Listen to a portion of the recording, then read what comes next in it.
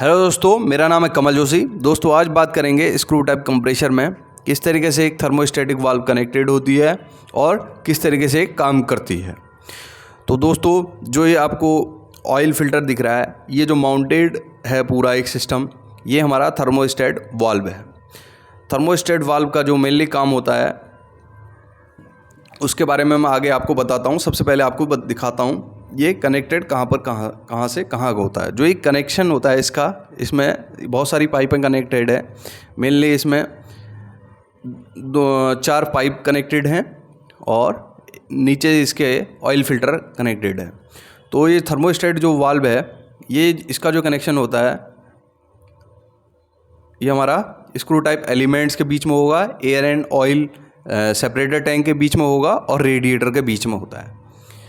तो ये हमारा ये रेडिएटर के लिए गया हुआ है और एक ऊपर जो एल्बो टाइप गई हुई है एल्बो टाइप जो पाइप गई हुई है वो हमारी एलिमेंट्स पे गई हुई है और एक तरफ से हमारी oil and air separator tank से गई हुई है। तो जो एल्बो टाइप है इसको मैं आपको दिखाता हूँ। ये जो पाइप गई हुई है ऑयल की जो पाइप गई हुई है, इसको मैं आपको नीचे से दिखाता हूँ। तो ये देखिए, ये हमारा एलिमेंट पे चली गई है, स्क्रू टाइप एलिमेंट जहाँ पर मूविंग कॉन्टैक्ट होते हैं। ऑयल प्रोवाइड हो रहा है यहाँ से, ये देखिए। और जो दो जो पाइप हैं, एक ऑयल कूलर को ले गई है और एक वहाँ से रिटर्न हो गया ये। तो ऑयल कूलर, और इसमें लिखा हुआ भी है फ्रॉम कूलर, ये कूलर से आ रही है, और टू कूलर।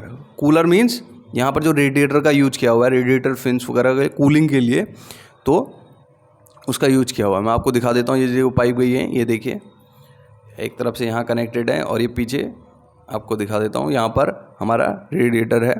तो यहाँ से जितने भी हीट हो गए, ऑयल का जो हीट होता है वो यहाँ से डिस्चार्ज किया जाता है by the help of fan. ये रेडिएटर के फिन्स में घूमती है और वहाँ से ऑयल में एयर के थ्रू इससे हीट को डिस्चार्ज किया जाता है इसके।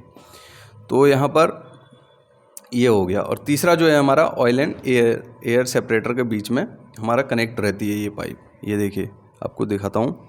ये जो पाइप है ये ऑयल एंड एयर सेपरेटर के बीच में होता है। तो अब इसकी मेनली वर्किंग की बात करते हैं। जो थर्मोस्टेटिक वाल्व जो होते हैं उसका जो मेनली जो काम होता है, जब हमारा ऑयल जो हमारा रहता है स्क्रू टाइप कंप्रेसर में, वो ठंडा रहता है, तो ये क्या करता है, सेपरेटर और एलिमेंट्स के बीच में ही फ्लो करवाता है ऑयल को। हाँ, जब हमारा ऑयल का टेम्परेचर बहुत ज़्यादा वर्किंग प्रोसेस से थोड़ा ज़्यादा हो जाता है, तो ये क्या करता है, इसमें एक बाईपास हो जाता है टू ऑयल कूलर। मीन्स यहाँ पर ऑयल कूलर के लिए ये हमारा सिस्टम काम करता है। ऑयल कूलर हमारा जो हीटेड हमारा ऑयल है वो क्या है, एक टेम्परेचर के बाद ये ऑयल कूलर को या रेडिएटर को हमारा ऑयल को भेजता है ताकि वहाँ से ठंडा हो सके और फिर हमारा स्क्रू टाइप एलिमेंट में हमारा ऑयल फ्लो करे। मीन्स ये एक तरीके का एक वाल्व है जो हमारा अगर टेम्परेचर कम है, दोस्तों ये एक तरीके से और भी काम करता है। अगर हमारा टेम्परेचर कम है ऑयल का, तो ये सीधे सेपरेटर से एलिमेंट को भेजेगा, ऑयल कूलर को भेजेगा ही नहीं। मीन्स ठंडा होने के लिए भेजेगा ही नहीं, क्योंकि हमें ऑयल इतना भी ठंडा नहीं चाहिए कि ऑयल में ही कंडेंसेशन की प्रोसेस हो जाए। बहुत सारी वेदरिक कंडीशन ऐसी होती हैं, जैसे यूएसए है, कनाडा है, ऑस्ट्रेलिया है, जर्मनी है, वहाँ ठंडे वेदरिक कंडीशन है।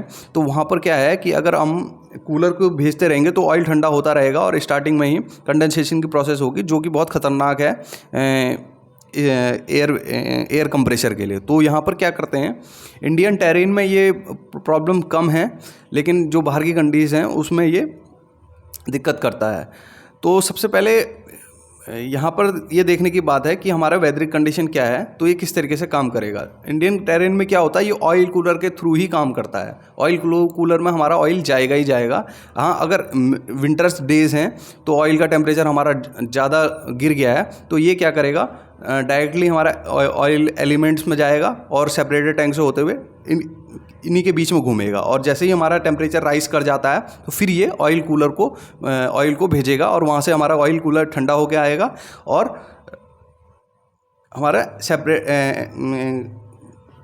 सेपरेटर टू स्क्रू एलिमेंट के बीच में मूव करेगा ऑयल, इसी के बीच में सर्कुलेट करेगा। और जैसे ही टेम्परेचर राइज करेगा फिर से हमारा ऑयल कूलर के थ्रू जाएगा, रेडिएटर के थ्रू ठंडा होगा और फिर से हमारा एलिमेंट्स के थ्रू काम करेगा। तो दोस्तों इस तरीके से काम करता है। ये एक तरीके से एक वाल्व है जो हमारा ऑयल की टेम्परेचर को मेंटेन करके रखता है। ये बहुत सारी जगह पर होता है, अलग अलग इसके काम होते हैं। कहीं पर ये कार इंजन्स में हमारे कूलेंट को मेंटेन करने के लिए, कूलेंट के टेम्परेचर को मेंटेन करने के लिए होता है। बहुत सारे डीजल इंजन में अलग अलग ऑयल को यूज करने के लिए भी यूज होता है और अलग अलग थर्मल वाल्व हमारे लगे रहते हैं। तो दोस्तों ये था एक detail video on thermostatic valve. Thank you for watching my video. Please subscribe the channel and comment if you want to know any other detail on compressor, और किसी और वाल्व के बारे में भी आप जानना चाहते हैं तो आप कमेंट कर सकते हैं। मैंने इससे पहले भी इनटेक वाल्व के ऊपर वीडियो बनाया है, ब्लो डाउन वाल्व के ऊपर बनाया है, मिनिमम प्रेशर वाल्व के ऊपर भी वीडियो बनाया हुआ है। मैं आपको डिस्क्रिप्शन में लिंक में डाल दूँगा और आप देख सकते हैं। मैंने लगभग सारे पार्ट्स की वीडियोस बना दी है कंप्रेसर पे, तो आप इजीली जाके वीडियोस की लिंक पर क्लिक कर सकते हैं और देख सकते हैं कंप्रेसर के अलग अलग पार्ट्स के ऊपर। दोस्तों मैं अलग अलग electrical related, pneumatic related, hydraulic related videos बनाता रहता हूं, तो देखते रहिए चैनल मेरा।